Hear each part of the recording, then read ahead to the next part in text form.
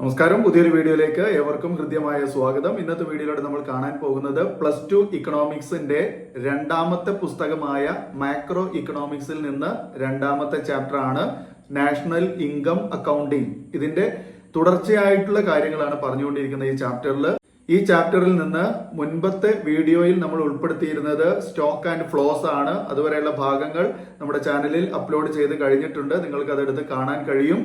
Okay, അപ്പൊ ഇന്ന് നമ്മൾ ഉൾപ്പെടുത്തിയിരിക്കുന്നത് ഇൻവെസ്റ്റ്മെന്റ് ആണ്. ഇൻവെസ്റ്റ്മെന്റ് എന്താണ് എന്ന് പഠിക്കുന്നു. അതുപോലെ തന്നെ നെറ്റ് ഇൻഡയറക്റ്റ് ടാക്സ് എന്താന്ന് പഠിക്കുന്നു, ട്രാൻസ്ഫർ പേയ്മെന്റ് എന്താന്ന് പഠിക്കുന്നു. ഇങ്ങനെ 3 കാര്യങ്ങളാണ് ഇന്നത്തെ ഈ ഒരു വീഡിയോയിൽ ഉൾപ്പെടുത്തിയിരിക്കുന്നത്. ഈ വീഡിയോ നിങ്ങൾക്ക് 100% ഉപകരിക്കുന്നതാണ്. തീർച്ചയായും എല്ലാവരും ഇപ്പോൾ തന്നെ ലൈക്ക് ചെയ്യാൻ മറക്കരുത്. ആദ്യമായി കാണുന്നവരുണ്ടെങ്കിൽ നമ്മുടെ ചാനൽ ഒന്ന് സബ്സ്ക്രൈബ് ചെയ്യുക, തൊട്ടടുത്തുള്ള ബെൽ ബട്ടൺ ഓൾ എന്ന് എനേബിൾ ചെയ്ത് വെക്കുക, പുതിയ വീഡിയോയ്ക്ക് വേണ്ടി കാത്തിരിക്കുക, മാക്സിമം ഷെയർ ചെയ്യുക നിങ്ങൾക്ക് ഇത് ഉപകാരപ്പെടുന്നുണ്ടെങ്കിൽ. ഓക്കെ, അപ്പൊ എന്താണ് ഇൻവെസ്റ്റ്മെന്റ് എന്ന് നോക്കാം. Investment is the addition to the existing stock of capital എന്നതാണ്. ഇൻവെസ്റ്റ്മെന്റ് എന്താണ്? നിക്ഷേപം. ഇൻവെസ്റ്റ്മെന്റ് എന്ന് പറഞ്ഞാൽ എന്താണ്? നിക്ഷേപം. എന്താണ് നിക്ഷേപം? അഡീഷണൽ സ്റ്റോക്ക് ഓഫ് ക്യാപിറ്റൽ ആണ്, അല്ലെ? അതായത് it is the addition to the existing stock of capital. അതായത് നിലവിലുള്ള മൂലധനത്തിലേക്കുള്ള നിലവിലുള്ള മൂലധനത്തോടുള്ള കൂട്ടിച്ചേർക്കലിനെയാണ് നമ്മൾ എന്ത് വിളിക്കുക? ഇൻവെസ്റ്റ്മെന്റ് എന്ന് വിളിക്കുന്നത്. ഓക്കെ, നിലവിലുള്ള മൂലധനത്തോടുണ്ടാകുന്ന കൂട്ടിച്ചേർക്കലിനെ ഇൻവെസ്റ്റ്മെന്റ് എന്ന് വിളിക്കും. It is the addition. Addition എന്ന് പറഞ്ഞാൽ കൂട്ടിച്ചേർക്കലാണ്. ഇറ്റ് ഈസ് ദ അഡീഷൻ കൂട്ടിച്ചേർക്കലാണ്. Investment is the addition. Investment എന്ന് പറയുന്നത് അഡീഷൻ ആണ് to the existing stock of capital. അതായത് ഒരു സ്ഥാപനത്തിന്റെയോ അല്ലെങ്കിൽ രാജ്യത്തിലെയോ നിലവിലുള്ള സ്റ്റോക്ക് ഓഫ് ക്യാപിറ്റലിലേക്ക്, അതായത് നമ്മൾ നിലവിൽ സ്റ്റോക്ക് ചെയ്യപ്പെട്ടിട്ടുള്ള ആ മൂലധനത്തിലേക്ക് നമ്മൾ വീണ്ടും പുതിയതായിട്ട് കൂട്ടിച്ചേർക്കലുകൾ നടത്തുന്നുണ്ടെങ്കിൽ അതിനെയാണ് നമ്മൾ എന്ത് വിളിക്കുക? അതിനെ ഇൻവെസ്റ്റ്മെന്റ് എന്നാണ് വിളിക്കുക. എന്താ വിളിക്കുക? ഇൻവെസ്റ്റ്മെന്റ് എന്നാണ് വിളിക്കുക. അപ്പൊ നിക്ഷേപം എന്ന് പറഞ്ഞാൽ എന്താണ്? നിലവിലുള്ള മൂലധനത്തോടുണ്ടാകുന്ന കൂട്ടിച്ചേർക്കലിനെ നിക്ഷേപം എന്ന് വിളിക്കുന്നു. ക്ലിയർ അല്ലേ? എക്സാമ്പിൾ നമുക്ക് നോക്കാം. എന്താണ്? അതിനു മുമ്പ് ഇതൊരു ഫ്ലോ വേരിയബിൾ ആണ്. Investment is a flow variable. മറക്കണ്ട, നമ്മൾ ലാസ്റ്റ് പറഞ്ഞു നിർത്തിയിരുന്നത് ഏതാണ്? സ്റ്റോക്കും അതുപോലെ ഫ്ലോസുമാണ്. അപ്പൊ അതിലേക്ക് നമുക്ക് ഇതിന് എക്സാമ്പിൾ കൊടുക്കാം. ഓക്കെ, ഫ്ലോ വേരിയബിൾ ആണ്. Investment is a flow variable. എങ്ങനെ മനസ്സിലാക്കാം? അതായത് എക്സാമ്പിൾ നോക്കൂ. Constructing a new roads. പുതിയ ഒരു റോഡ് നിർമ്മിക്കുന്നു, അല്ലെങ്കിൽ ബ്രിഡ്ജസ് നിർമ്മിക്കുന്നു, അല്ലെങ്കിൽ ബിൽഡിങ്സ് ഉണ്ടാക്കുന്നു, വെഹിക്കിൾസ് ഉണ്ടാക്കുന്നു. ഇതെല്ലാം എന്താണ്?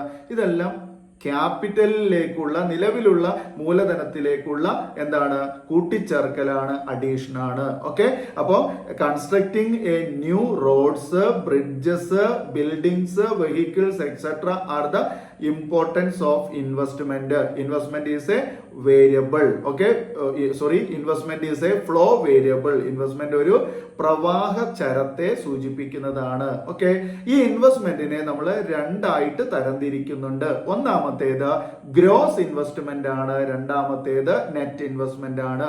Investment can be divided into two. Gross investment and net investment. Clear അല്ലേ? ഇൻവെസ്റ്റ്മെന്റിനെ രണ്ടായിട്ട് തരംതിരിച്ചിട്ടുണ്ട്. ഒന്നാമത്തേത് ഗ്രോസ് ഇൻവെസ്റ്റ്മെന്റ് ആണ്, രണ്ടാമത്തേത് നെറ്റ് ഇൻവെസ്റ്റ്മെന്റ് ആണ്. ഓക്കെ, ക്ലിയർ അല്ലേ? അപ്പോ ഒരു ടോപ്പിക് നമ്മൾ ഇവിടെ അവസാനിപ്പിക്കുന്നു. രണ്ടാമത്തെ ടോപ്പിക്കിലേക്ക് പോവുകയാണ്. നെറ്റ് ഇൻഡയറക്റ്റ് ടാക്സ് ആണ്. നെറ്റ് ഇൻഡയറക്റ്റ് ടാക്സ് എന്ന് പറഞ്ഞാൽ എന്താണ്? അറ്റപരോക്ഷ നികുതി എന്നാണ് മലയാളം. ഇത് നമുക്കൊരു ഇക്വേഷൻ കംപ്ലീറ്റ് ചെയ്യാൻ വേണ്ടിയിട്ട് ഈ ഒരു ചോദ്യം വരാറുണ്ട്. 1 മാർക്കിനാണ് ചോദ്യം വരുന്നത്.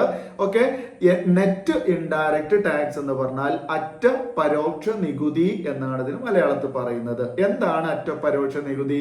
2 കാര്യങ്ങൾ ചേർന്നതാണ് അറ്റപരോക്ഷ നികുതി. ഏതൊക്കെയാണ് ആ 2 കാര്യങ്ങൾ?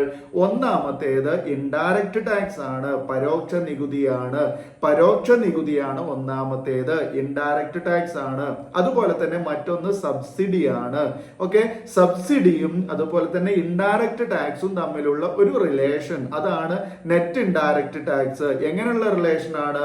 It is the difference between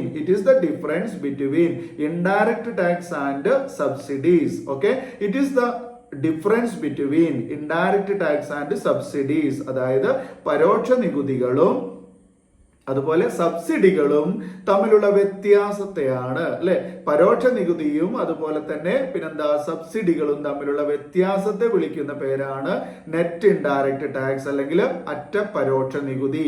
NIT എന്ന് നമ്മൾ ഇതിനെ ക്യാപിറ്റൽ ലെറ്ററിൽ നമ്മൾ അത് ഷോർട്ട് ഫോം ചെയ്യാറുണ്ട്. NIT equal to IT minus S എന്നാണ് ഇക്വേഷൻ കിട്ടാറുള്ളത്. NIT equal to IT minus S ആണ്. NIT എന്ന് പറഞ്ഞാൽ നെറ്റ് ഇൻഡയറക്റ്റ് ടാക്സ് അറ്റ പരോക്ഷ നികുതി ഈക്വൽ ടു IT എന്ന് പറയുന്നത് അറ്റ പരോക്ഷ നികുതിയുടെ ഇക്വേഷനിലേക്ക് പോവാണ്. അപ്പൊ IT എന്ന് പറയുന്നത് എന്താണ്? ഇൻഡയറക്റ്റ് ടാക്സ് ആണ് അല്ലെങ്കിൽ പരോക്ഷ നികുതിയാണ്.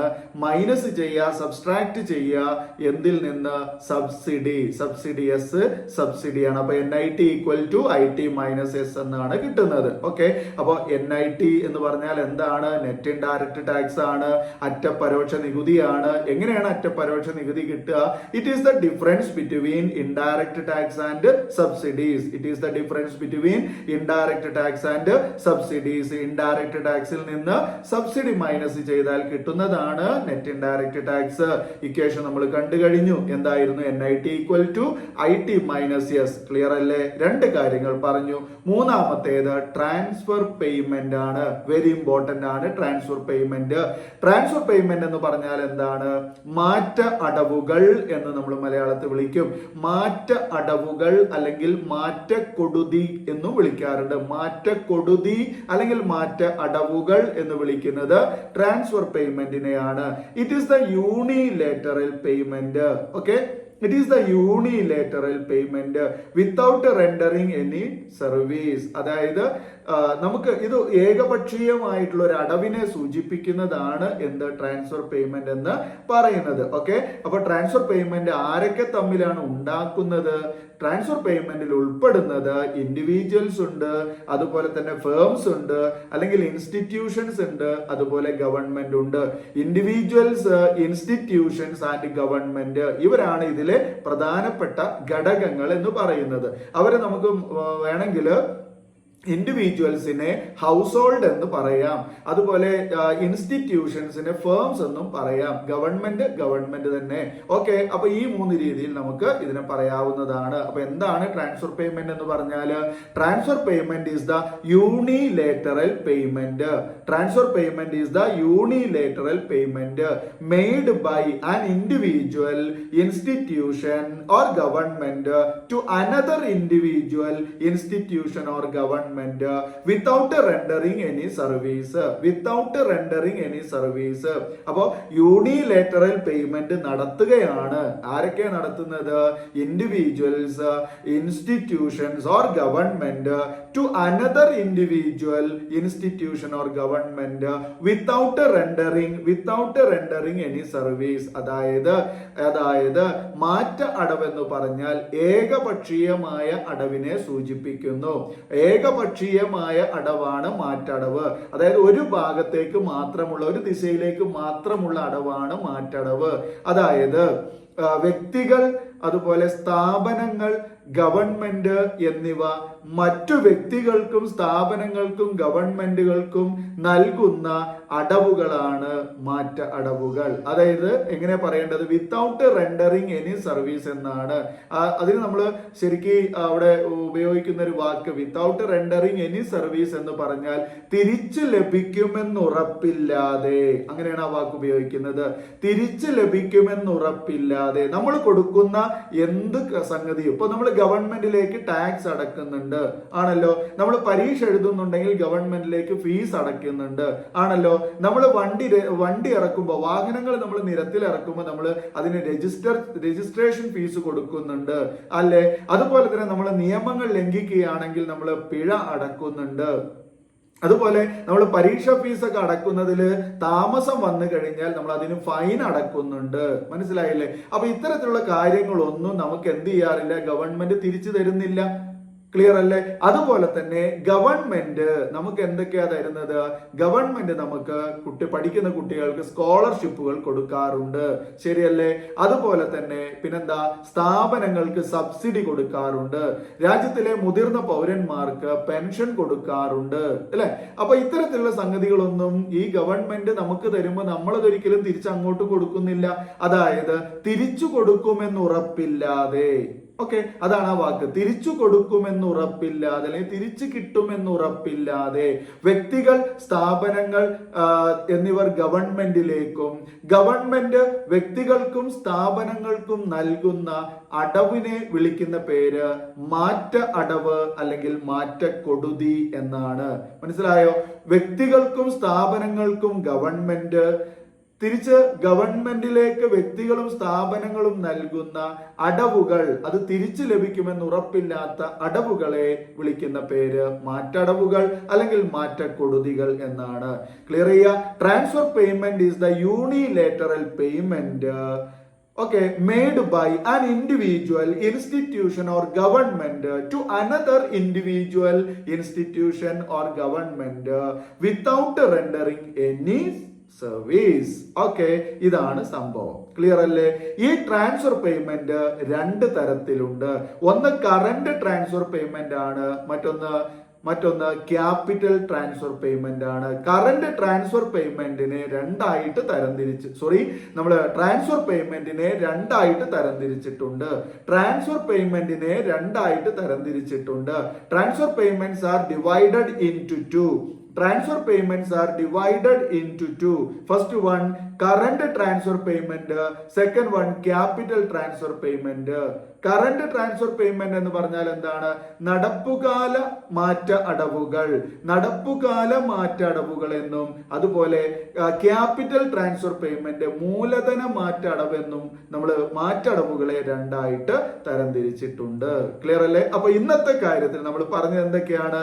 നമ്മൾ ഇൻവെസ്റ്റ്മെന്റ് എന്താന്ന് പഠിച്ചു, ഇൻവെസ്റ്റ്മെന്റിന് രണ്ട് തരങ്ങൾ പഠിച്ചു, നെറ്റ് ഇൻഡയറക്റ്റ് ടാക്സ് എന്താന്ന് പഠിച്ചു, അതിന്റെ ഇക്വേഷൻ പഠിച്ചു, ദെൻ ട്രാൻസ്ഫർ പേയ്മെന്റിന്റെ രണ്ട് തരങ്ങൾ പഠിച്ചു. ക്ലിയർ ആണല്ലോ?